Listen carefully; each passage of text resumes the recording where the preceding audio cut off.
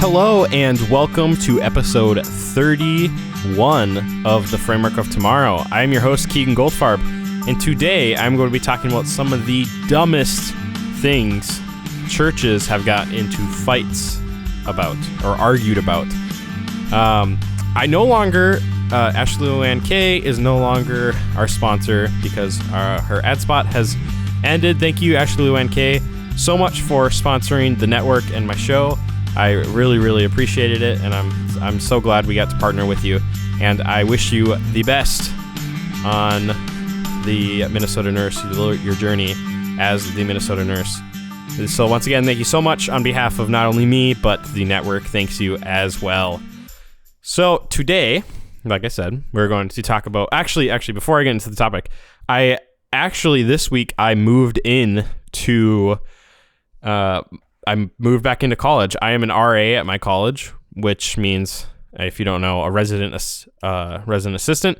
So I'm in charge of a hall. So I have to do 2 weeks of training before everyone gets here.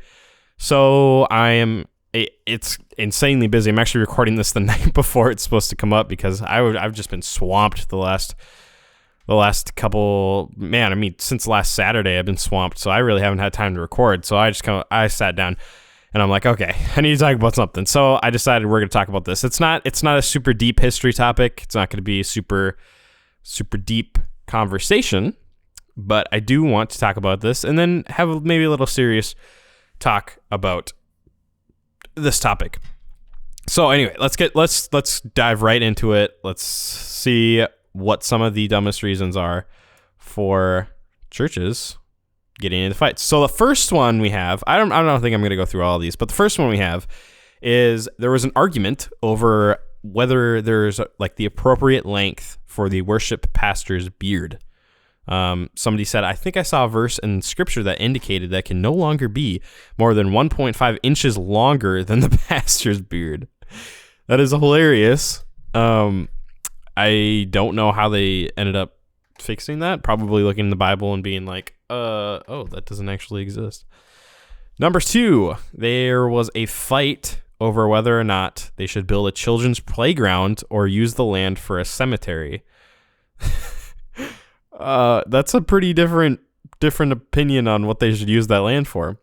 Number 3, a deacon accusing another deacon of sending an anonymous letter and deciding to settle the matter in the parking lot.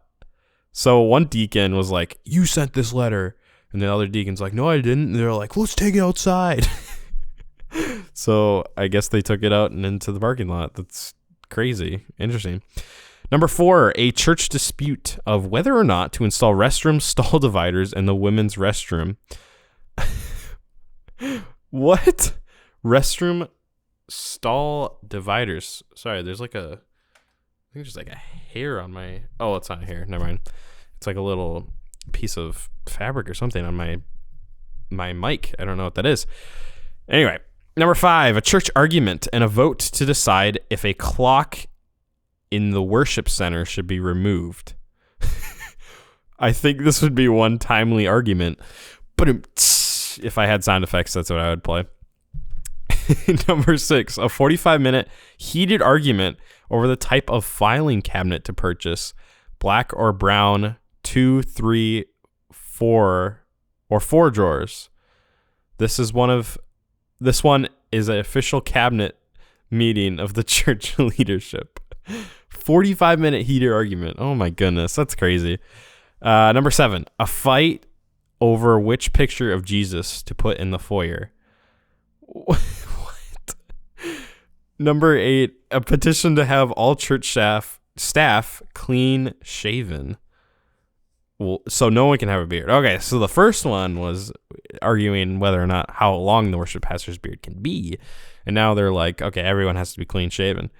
Interesting. Number 9, a dispute over whether the worship leader should have his shoes on during the service. I feel like he should have his shoes on. I mean, I guess it doesn't matter that much, but it's kind of weird to not have shoes on. I don't know. Maybe that's just me. I could be wrong. What do we got? Okay, number 10. A big church argument over the discovery that the church budget was off 10 cents. Somebody finally gave a dime to settle the issue. What? Over the church budget was off by 10 cents? What? Who even argues about that? What in the world?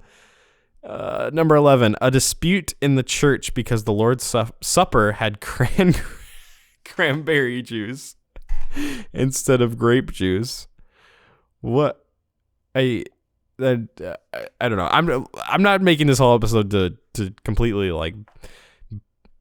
trash the church for doing this. I just somebody showed me there's this funny article on specifically churches. I'm sure there's many articles on companies doing stupid stuff. I mean, it just happens in life.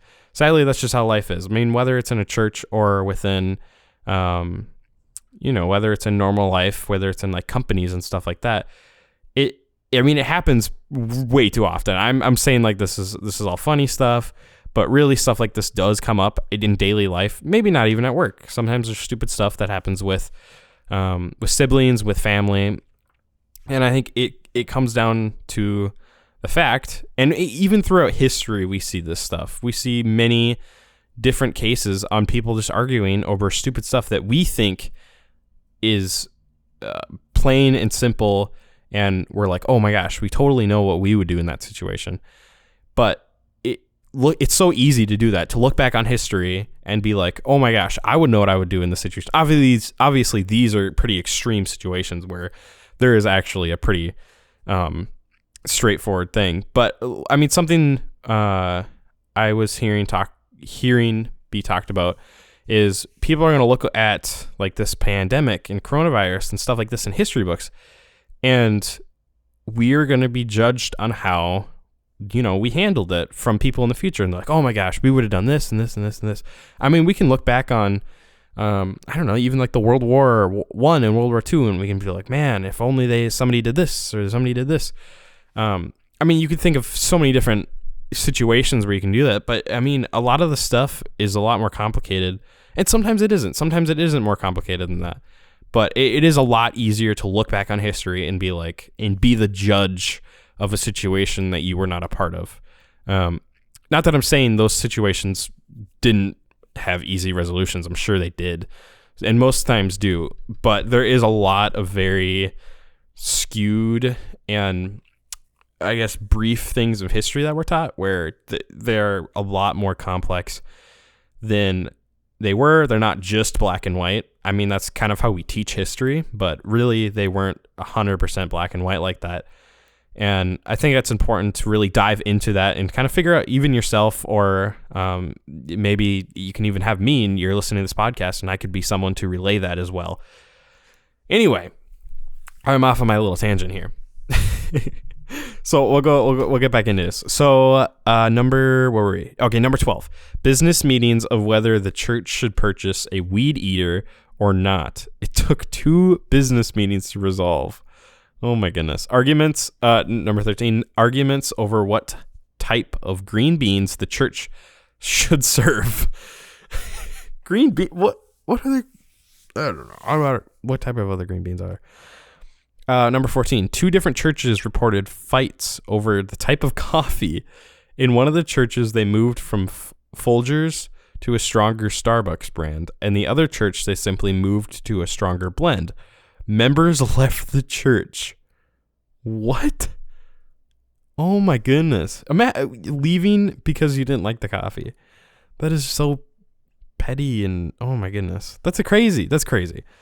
Number 15, major conflict when the youth borrowed a crock pot that had not been used for years.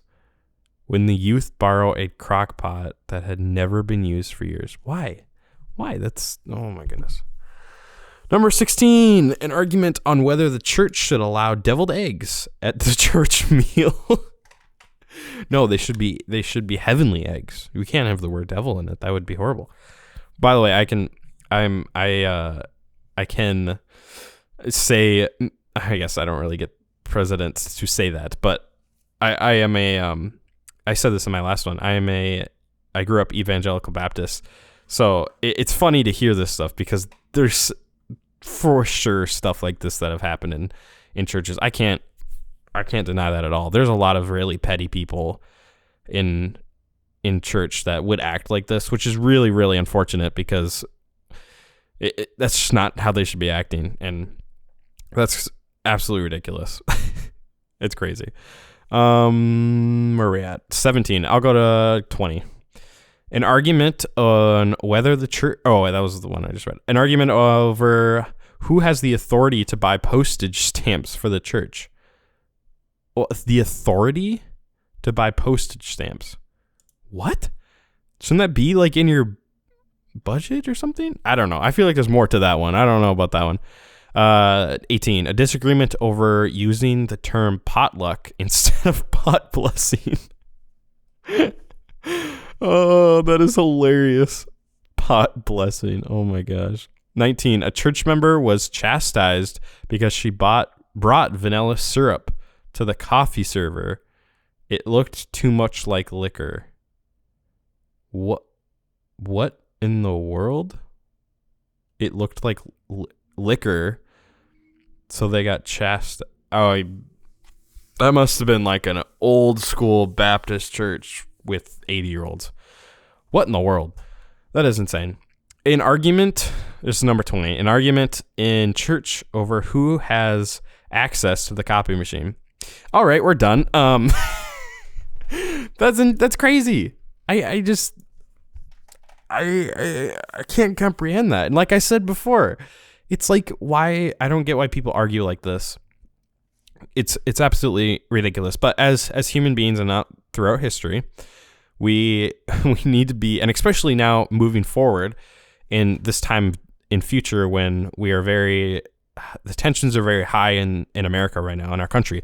And I think it's very important to, be, I guess, not looking for a way to be looking to build bridges between people you maybe disagree with and stuff like that, because there are bridges. There's always bridges within conflict and stuff. So like if there's right now there's a lot of political tension right now. So say like a Republican and a Democrat. Maybe they don't agree politically, but hey, if you both like video games or something like that, why can't you just agree to disagree? And that's how it's been, or that's how it used to be, and then agree to disagree and be good friends. You don't have to talk about politics. I mean, you can once you build that friendship, you can, because I used to have a manager. I used to work at a grocery store, and he could not be on the other side politically that I could be, and he disagreed on what I thought, and I disagreed what he thought. But we never hated each other. We'd make jokes all the time to each other. We found bridges. We both really liked the outdoors, so we talk about that all the time. And I mean, it would just be like little jabs throughout the day, a little bit on some funny topics that we knew we disagreed on, but we were friends at that point. So it's like we can agree to disagree on the basis of we're friends. And I really think that's what moving forward and even moving forward, I mean, you can think about this yourself. Is it worth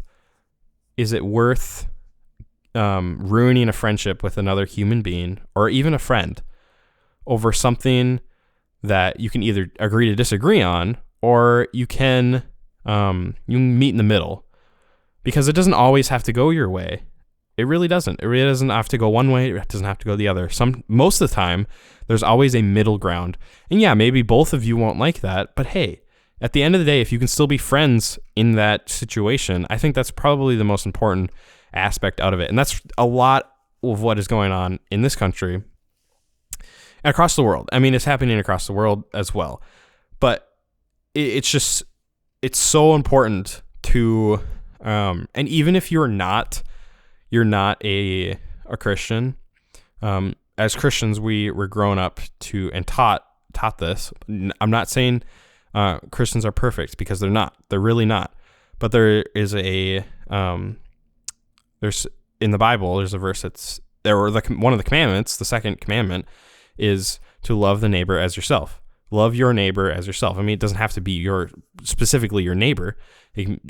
It basically means love other people as you would like to be treated yourself. So whether or not you're Christian or not, you could just turn that into treat other people how you'd like to be treated.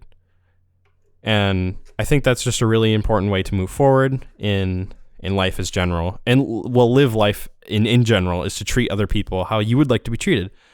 And I think that could solve, a lot of problems. And it really starts with us. So if you're listening right now and you just want to go be nice to someone, or you maybe said something mean this week, or you want to be nice to someone who, maybe doesn't like you, and they're like, oh, I really don't like that person. Maybe you could just go and show kindness, because if someone doesn't like you, is it going to fix the situation at all if you're just going to hate them back? No, it's not. It takes a bigger person, and it takes that first step in being like, hey, maybe I don't, I know you don't like me, but I can look past that and I can still be kind to you, because it does take a bigger person in that aspect. And then maybe they'll be like, oh, maybe they aren't that bad. And then they'll maybe like you and you'll be friends. And maybe not, maybe sometimes that isn't how it is, but that's something we can move forward. And then it's not on you. It's not on you really in the first place. Normally, sometimes it could be, and then it's not on you, it's on them, and you can just move past that. But the fact that you tried, and the fact that you showed kindness and showed them that, hey, we can be decent human beings, that's definitely an important part. So yeah, sorry about me rambling a little bit here, but I hope you enjoyed this little episode. Sorry it was a little dry, but I don't know. I think there was a good message that came out of it, and something we can all learn about, including myself. So yes, at the end of the episode, I always have a random history fact today. Little random history fact. Did you know that cowboys did not have those cowboy hats that we all know about today? That you look at those hats and you'd be like, man, that's a cowboy hat. They didn't actually wear those. They really, most of the hat for choice as cowboys, there actually wasn't even that many cowboys. Was a bowler hat. That was one of the main choices for cowboys back in the day, was a bowler hat, which is really funny, but hey, the more you know. Yeah, John Wayne, Billy the Kid, they didn't wear those cowboy hats. They wore bowler hats. Isn't that crazy? That's pretty funny. I didn't know that. I hope you learned that. I hope you didn't know that, because it's always cooler when you get to learn something. I know I do. Every single episode I learn something. So yeah, thank you so much for listening. Check me out on Instagram at The Framework of Tomorrow. We just did a giveaway on there. We did a giveaway for $15, so that's over. But go and follow, and I think I'm going to do another giveaway at 2K. So we just hit 1K, actually, which was crazy. So I did that giveaway for 500, and literally, I kid you not, in a week, we got to 1,000. So if I get to 2,000, I'll do another giveaway. I'll do $20 next time. So make sure to go give me a follow like that. Make sure to listen to my episodes. Get me up to 2,000. That'd be great. Go rate me on iTunes. That gives me a lot of traction. You can rate me anything, preferably 5 stars, but you can rate me anything. Either way, it helps. So I like it. I upload every Monday and Wednesday at 5 a.m. Have a fantastic rest of your day or night or week, and tune in next week for another fantastic episode of The Framework of Tomorrow.